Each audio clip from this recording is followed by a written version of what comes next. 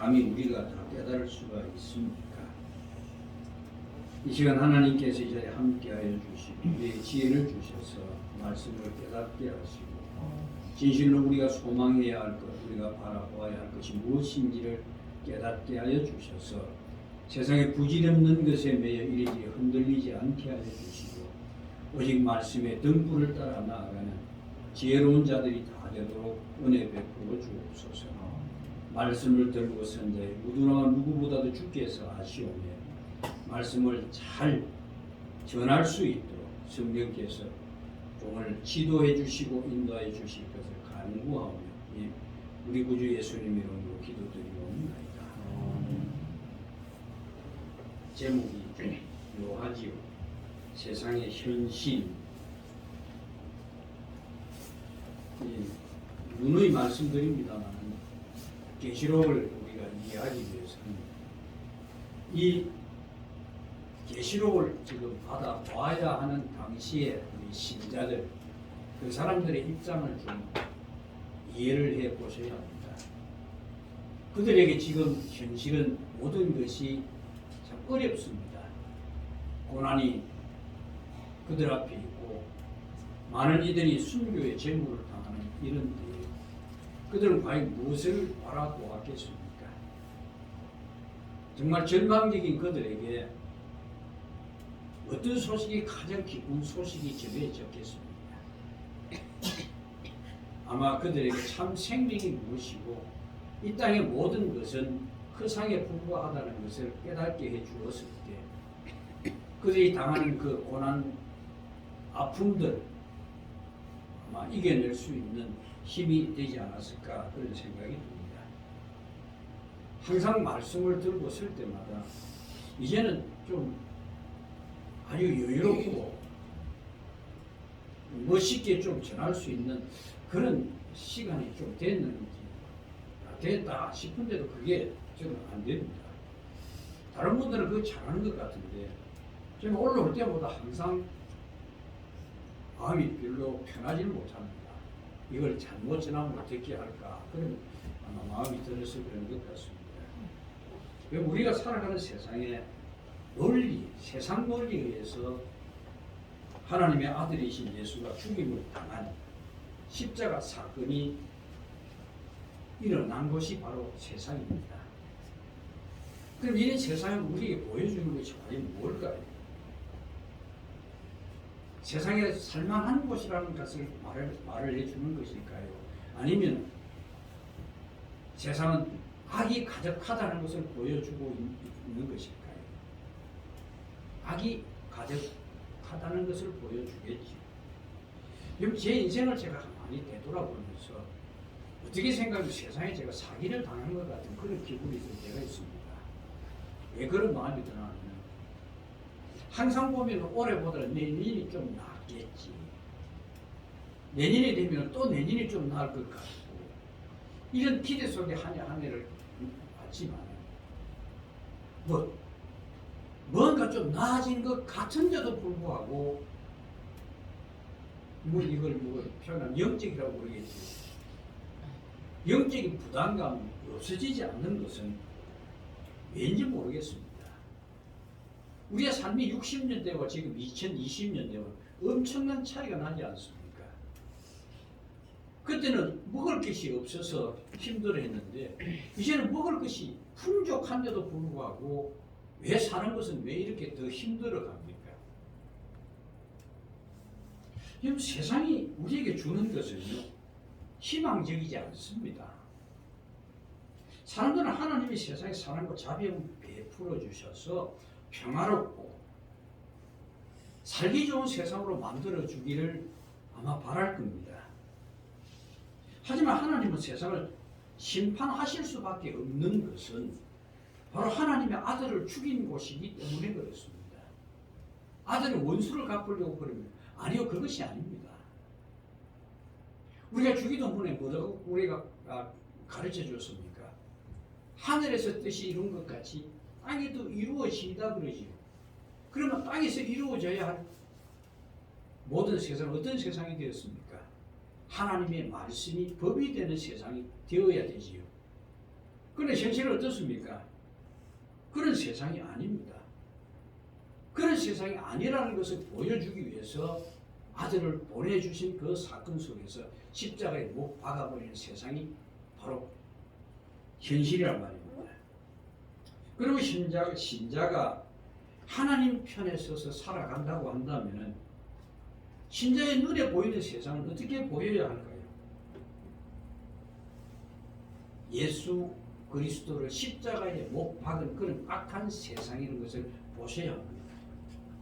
그럴 때 그의 눈에 보이는 세상이 희망적일까요?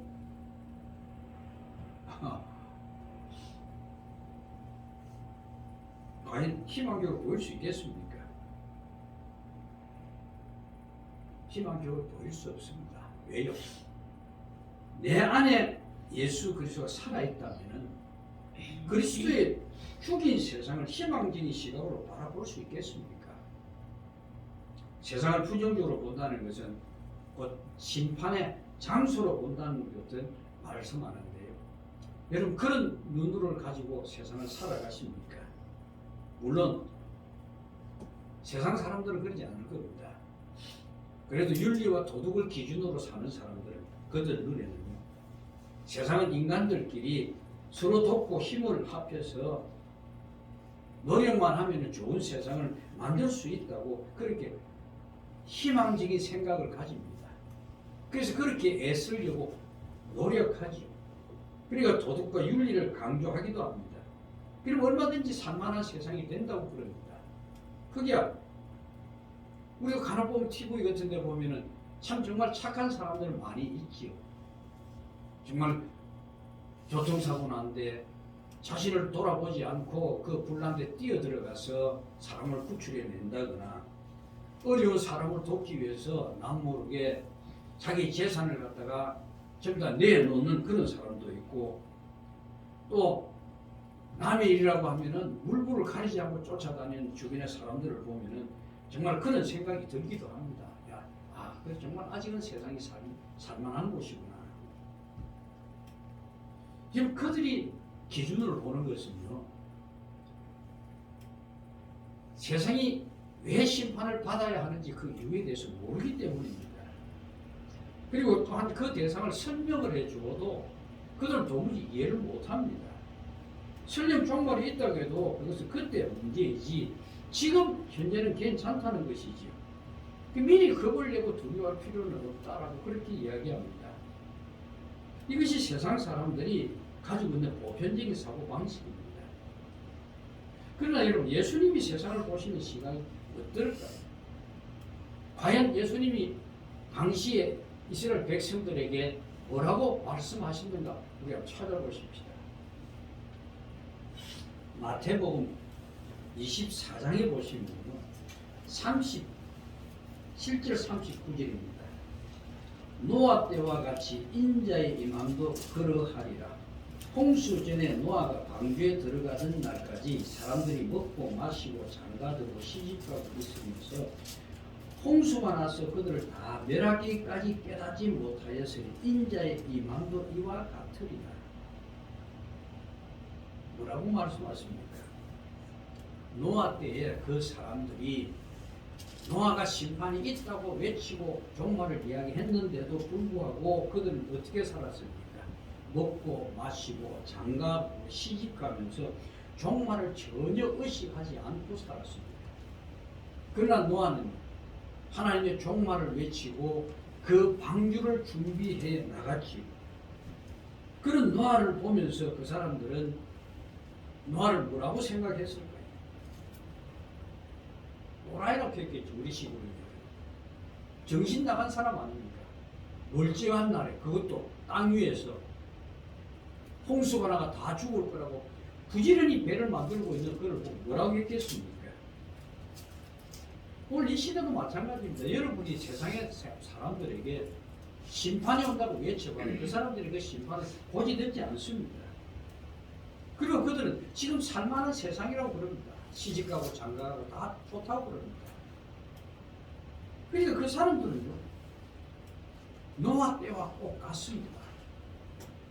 종말을 의지하고 살아가는 삶, 예수님 말대로 먹고 마시고 장가가고 시집가면서 그저 지금 세상이 좋은 겁니다. 여러분, 그들이 보는 세상은 지금 보는 그 모습 그대로 영원할 것으로 그렇게 보고 살아갑니다. 그러니까 가장 걱정하는 것은 뭡니까? 가장 문제는 의식주 문제겠죠. 그리고 삶 자체가 좀 더 누리는 것. 삶이 좀 풍성하게 사는 것. 지금 그런 바람, 그것 때문에 그들이 심판받는 것은 아닙니다. 바로 하나님을 모르기 때문에.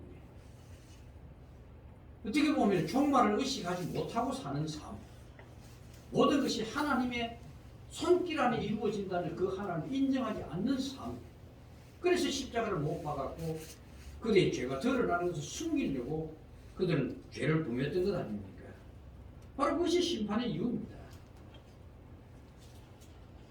계시록 21장에 보시면요, 이런 말씀이 있습니다. 또 내가 새 하늘과 새 땅을 보니 처음 하늘과 처음 땅이 없어졌고 바다도 다시 있지 아니하더라.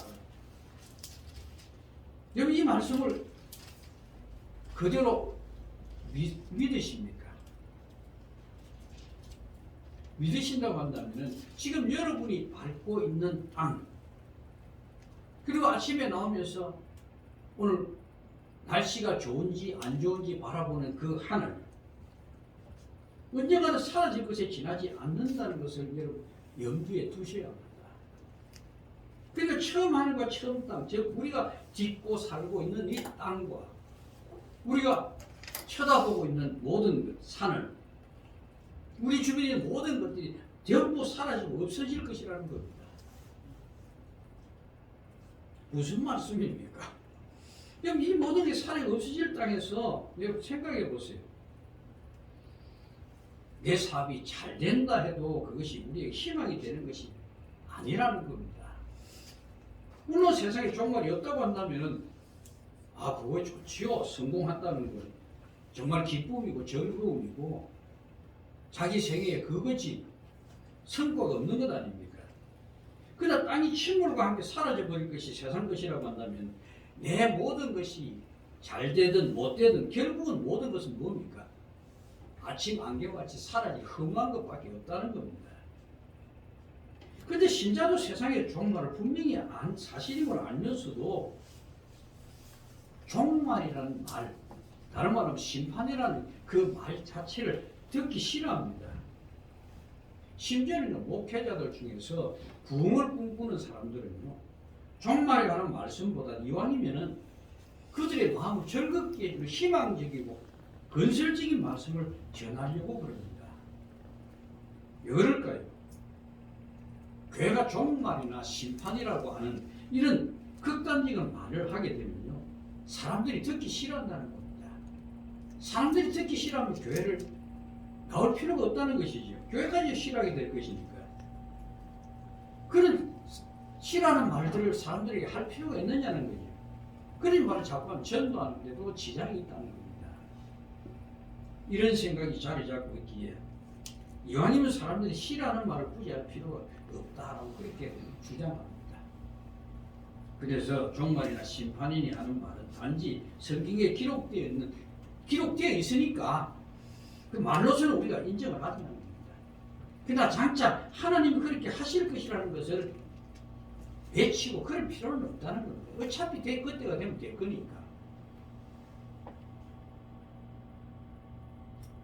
그 말은 뭡니까? 인정하면 되는 것 아닙니까? 라는 그런 이야기랑 마찬가지지요. 사람들은요,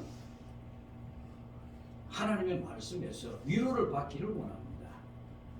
그런데 우리가 위로라고 하는 것은요, 정말 수고했다, 고생했다, 조금 있으면 더 나아질 것이다, 이런 것이 위로가 아닙니다. 성경에서 말씀하신 위로라고 하는 것은 언약입니다. 그 언약이라는 것은 세상이 부질없다는 것, 세상은 결국 심판을 받을 수밖에 없다는 그 사실을 알 때 하나님은 우리에게 약속하신 그 언약이 위로가 되는 겁니다. 그 모든 것은요, 우리가 창조의 목적이라는 것을 분명히 안다고 하신다면요, 이 세상의 모든 것이 부질없다는 것을 알게 될 겁니다. 그러면은 하나님의 언약이 우리에게 위로가 된단 말입니다. 그런데 사람들은 그것보다는 좋은 말을 듣기를 좋아하죠. 뭔가 열심히 하면 다 이룰 수 있다. 아니면 고생도 돼, 뭐 낙이 온다든지. 뭐 실패한 사람은 그럽니다. 실패는 성공의 어머니다. 뭐 세상은 넓고 할 일은 많다는 기부중 씨가.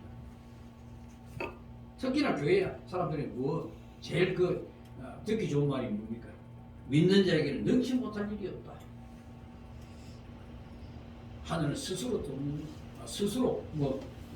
자를 돕는다. 이런 희망적인 말들을 통해서 위로와 힘을 얻으려고 합니다.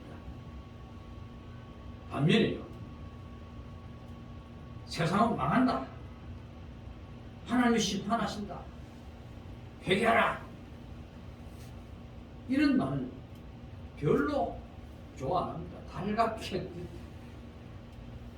듣기를 싫어합니다. 이런 사람들이 세상의 실체를, 세상의 현실을 모르기 때문에 그렇습니다. 분명히 신자는요, 세상의 현실을 알아야 지금 눈에 보이는 것이 다가 아닙니다. 지금 세상에 어떤 처지에 있는 걸 알고 있어야 할 사람들이 누구냐면 신자입니다. 그저 세상이 내가 열심히만 살만한 곳이다가 아니고, 아무리 우리가 희망을 가지고 있는 세상이라고 할지라도 결과는 망할 수밖에 없다는 현실을 여러분 알고 계셔야 합니다. 오늘 저는 여러분이 이 말씀을 드리려고 하는 거예요. 6장에서 인치는 것을 내가 건너뛰고 처음 인치고 그 다음에 인치는 것을 앞에 설명을 했습니다. 그것은 대한민국이라는 나라 문을 열고 그 다음에 영남이라는 문을 열고 이런 식으로 인이 순서대로 되는 것이니까 그걸 나중에 여러분 그걸 참고 보시면 돼요. 10장에서는 와가지고 세상의 현실을 보여줍니다. 다시 제가 읽어드리겠습니다. 이 일 후에 내가 내 천사가 땅 내 모퉁이에 선 것을 보니, 이 일 후에라고 하는 것, 세상에 일어나는 그 일을 때문에 인해서 세상이 어떤 곳이라는 것을 보여줍니다. 그런 이 일 후에 지금 그들이 살고 있는 이런 그림을 그리고 있지만, 보라, 내 천사가 땅 모퉁이를 센 것을 보니 땅이 사방의 바람을 붙잡아 바람으로 하여금 땅이나 바다에나 각종 나무에 불지 못하게 하더라. 또 보면 다른 천사가 살아계신 하나님의 인을 가지고 해 돋는 데로부터 올라와서 땅과 바다를 괴롭게 할 권세를 받은 내 천사가 큰 소리로 외치는데, 우리가 우리 하나님의 종들의 이마에 인치기까지 땅이나 바다나 나무들을 해하지 말라 하더라. 지금 사도 요한이 환상 중에 지금 세상의 현실을 보고 있는 겁니다.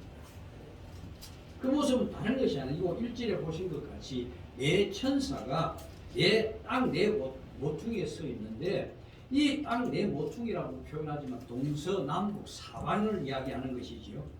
그러니까 내 천사가 동서남북 각기 자리를 하고 있는데, 이 천사가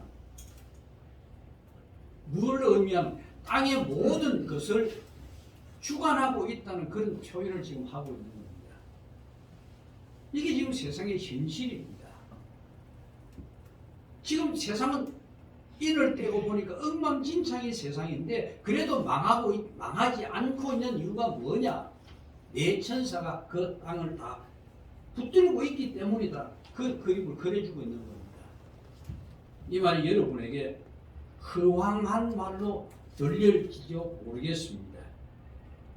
우리 눈에 보이는 세상은 열심히 일하고 내 재주와 능력만 있으면 얼마든지 성공을 이룰 수 있는 그런 세상으로 바라보는 세상인데, 지금 내 천사가 이 땅을 붙들고 있고 사방에서 바람을 붙들고 바람이 땅이나 바다나 나무에 불지 못하게 하고 있다는데, 이게 도대체 무슨 말이냐는 것이지요.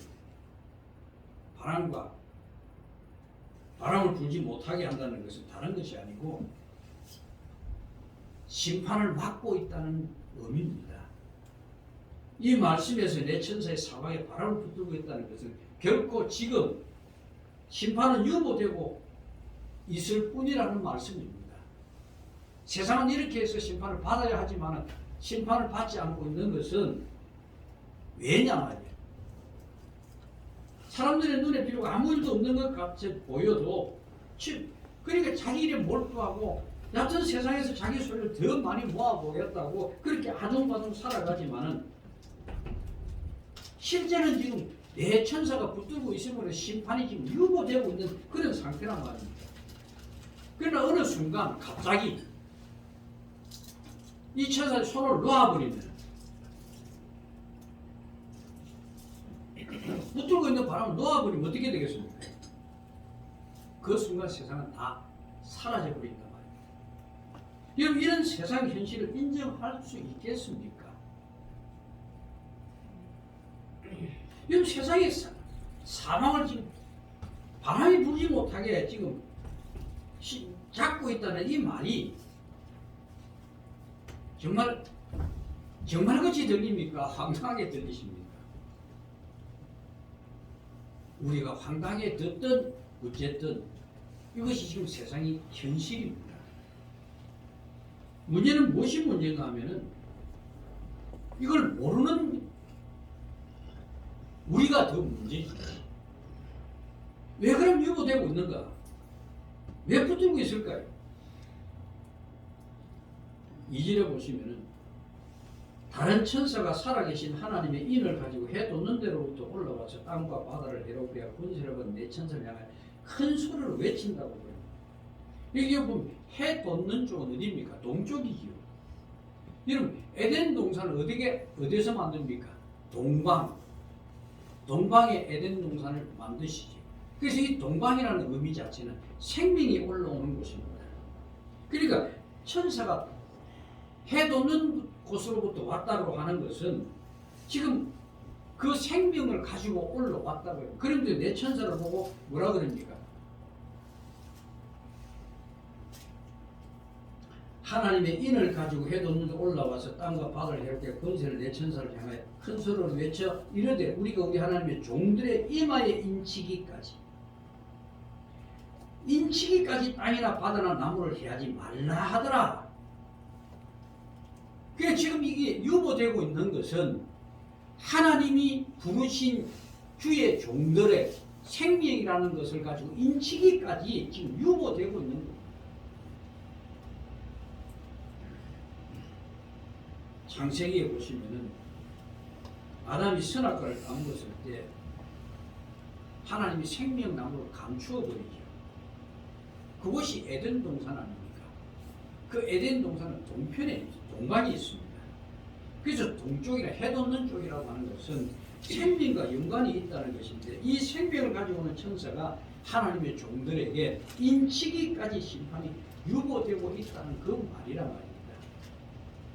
6장 11절을 한번 보세요. 뭐라고 하는지.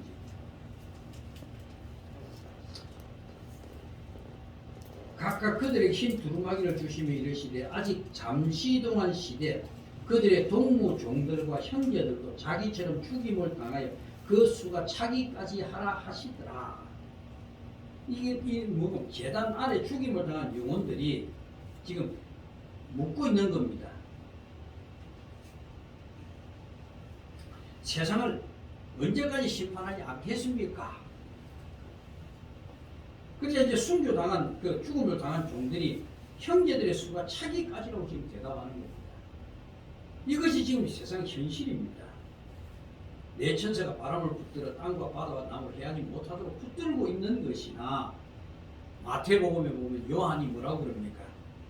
도끼가 나무 뿌리에 지금 놓여 있다고 그러지요. 이게 다 같은 의미의 내용 말씀입니다.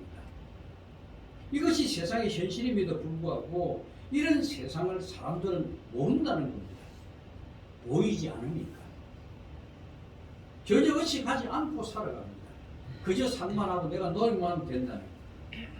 심지어 신자들까지도 종말이라고 하는 의식이 없습니다. 2000년대도 종말이 올 것이라 종말이 안 왔고 성경에 이야기하지만은 그걸 우리 때는 아니라는 것 때문에 그렇게 생각하는지 모르겠습니다만은 오직 우리는 눈에 보이는 것만이 현실이고 그것이 전부인 거라고 그렇게 믿고 살아갑니다. 사람들은 보이지 않는 것을 믿지 못하기 때문에 그렇습니다. 그러나 여러분 심판의 징조들이 우리 주변에 얼마나 많이 일어나는지 모릅니다. 사람들이 갈수록 악해져 가지고 악하다는 이야기는 죄에 대해서 그 죄 자체를 죄라고 생각하지 않습니다. 그뿐 아니라 지금 지구촌 구석구석에 기근이 날리고, 이번에는 또 특히 그 시리아 북부 지방에 지진이 나서 또 난리죠. 러시아와 또 우크라이나 또 전쟁이 일어나. 이걸 여러분 단지 자연 현상으로 여러분 보십니까? 분명히 말세 때 뭐라 그럽니까? 난리와 난리를 꼬리를 물고 일어나고 지진과 기근이 있다고 그러지 않습니까? 그런데 이 종말의 말씀들이, 심판이라는 이 말씀이 그저 성경에 기록되어 있는 그것으로 여러분 여기겠습니까? 세상 사람들이 말할 때는 종말 심판이라면 정말 절망적인 이야기겠지만, 그러나 신자들에게는 심판이나 종말이라는 것은 희망적인 말입니다. 해돋는 쪽에서 올라온 천사가 내 천사로 하여금 하나님의 종들을 인치기까지 세상을 해하지 못하게 하고 있는 것. 이것이 참 희망적인 말씀이 아닐 수가 없습니다. 아직까지도 하나님이 부르신 종들을 찾고 계시기 때문에 그렇다는 것 아닙니까? 그리고 하나님의 종으로 인친다는 것, 그 숫자를 차기까지 유보되고 있다는 이 사실들, 이것이야말로 우리에게 위로가 되는 말씀 아닙니까? 제가 참 이 계시록을 일찍 연구를 하고 말씀을 전하지 못한 것이 참 안타까운데요. 어쨌든 심판의 유보는 하나님의 종들을 다 부르기까지 유보되고 있는 겁니다. 여러분, 하나님의 부름을 받는다는 것은요, 죽음 가운데서 생명을 부여받는 겁니다. 그래서 해돋는 쪽에서 올라온 천사가 하나님의 종들을 인치기까지라고 하는 말씀을 하고 있는 겁니다. 이미 여기까지는 자신을 신자라고 하는 사람이 누구나 참 기쁠 겁니다. 기분이 좋으실 겁니다. 그러나 하나님 종으로 인친자가 생명을 얻는다고 하는데, 그 가운데 멸망당하는 자들, 소망 없는 그곳에서 하나님의 백성으로 부름을 받는다는 게 얼마나 참 기쁜 일입니까? 이걸 거부할 사람이 있습니까? 아무도 없습니다. 그런데 하나님 종으로 부름을 받는다는 것, 그 이면에는요, 고난이 따른다는 것을 여러분 아십니까? 사람들은 좋은 것만 취하고 나쁜 것은 자꾸 버리는 방식으로 살아가지. 이건 교회 안에서도 마찬가지입니다. 우리 신앙생활에도 마찬가지죠. 하나님이 주신 것 중에 좋은 것은 축복이라고 생각하고 나쁜 것은 하나님의 징계라고 생각하지 않습니까? 그게 모든 것이 한 명의 선을 이룬다는 것을 가만히 잊어버립니다. 그러나 성경의 말씀도 마찬가지입니다. 내게 위로가 되는 말씀은 잘 받으면서 책망하거나 나를 지적하는 것, 내가 유익하지 못한 그런 말씀에 대해서는 외면하려고 하고 밀쳐내는 방식입니다. 그게 하나님의 종이라는 것도 종으로 부름을 받았다는 것, 이것도 하나님이 특별한 사랑을 받는다고 생각하는 것까지는 좋은데, 하나님이 나를 특별히 사랑하시니까 나에게 뭔가 많은 것을 부어줄 것이라는 그런 엉뚱한 기대를 한단 말입니다.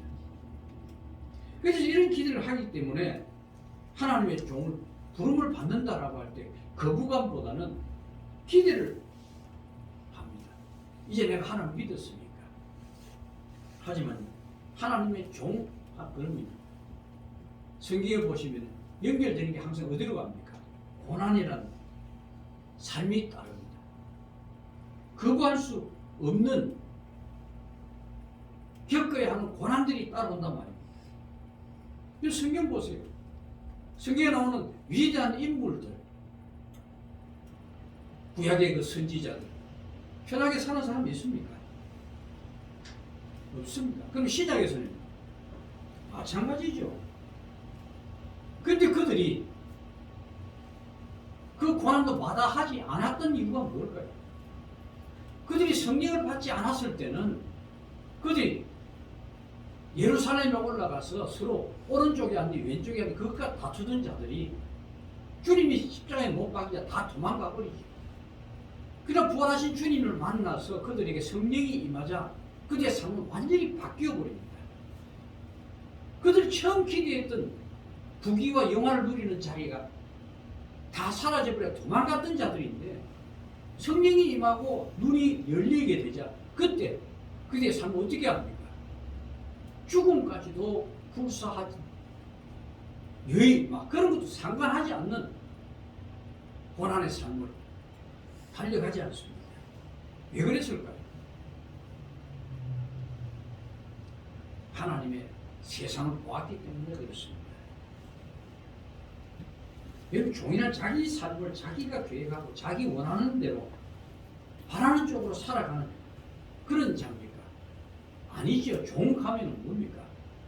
주인의 요구에 모두 응해야 합니다. 시키면 시킨 대로 살아야 가야 합니다. 하나님이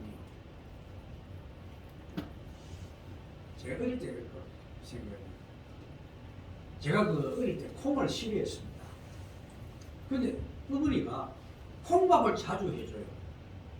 이제 그런 어릴 때는 뭐 크게 뭐 영양가 있는 뭐 고기를 뭐 흔하게 먹을 수 없는 거니까 뭐 이제 소고기국 뭐 그것도 간혹 하면 하지만 그 밥에 어쩌니 콩을 섞어가지고 몸에 좋다고 줍니다.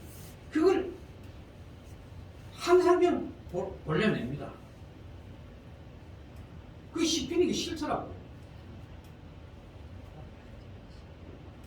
사실 그걸 먹어야 내 한게 유익한데 그걸 걷어낸단 말이에요. 하나님이 우리에게 주신 것은요 우리가 다 감당해야 할 것들입니다. 비록 나를 불편하게 하는 것도 나의 거룩함을 위해서 필요한 것이기 때문에 우리에게 주시는 것이란 말이에요. 이게 종의 삶입니다. 우리가 선택할 권리가 있는 것은 아닙니다.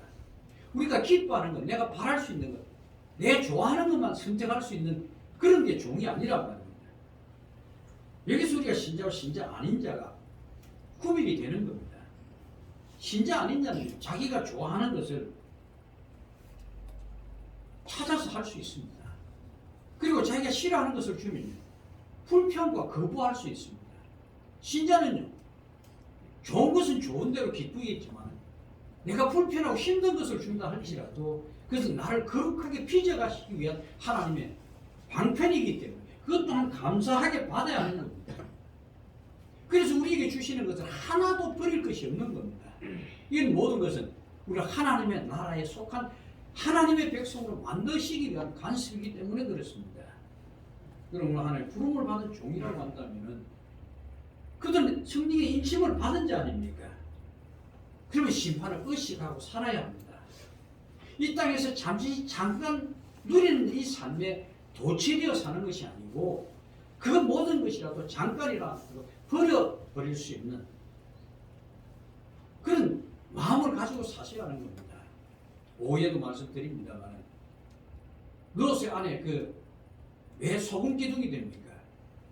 그 소돔에서 그가 생활을 많이 정착하면서 성공을 이루었지 않습니까? 남편이 성문에서 놀 수 있는 자리를 확보했다 그러니 이제 그 안에서 지도자가 된단 말이에요. 그럼 그곳에서 그들이 얼마나 많은 노력을 기울여가 그 자리에 왔습니까? 그걸 버리고 가라 그러니까 뒤돌아보지 마라 하니까 뒤돌아보지 하나님이 주신 은혜라는 것을 가마드캠으로 뒤돌아보다 소금기둥 되지 않습니까? 여러분 나중에 우리가 받을 영광을 지금 잠깐 받는 이 고난과 비교할 수 있겠어요? 바울은 뭐라 그럽니까? 비교할 수 없다 그러지 않습니까? 영원한 것을 포기하고 잠깐 누리는 것을 택하겠습니까? 자꾸 사람들이 예수를 믿으면은 그 세상에서 내가 살만하게 만들어 주실 것이라는 많은 기대를 가집니다. 내가 하는 것을 성공하게 해 주실 것이라고. 그러나 하나님은 그것이 우리에게 목적이 아닙니다. 우리를 하나님이 부르신 목적은요, 이 땅에 하나님의 나라를 세우시기 위한, 그 나라에 하나님의 속한 영광과 찬송이 되게 하기 위한 자들로 우리를 불러주셨다는 사실을 여러분 망각하시면 안 됩니다.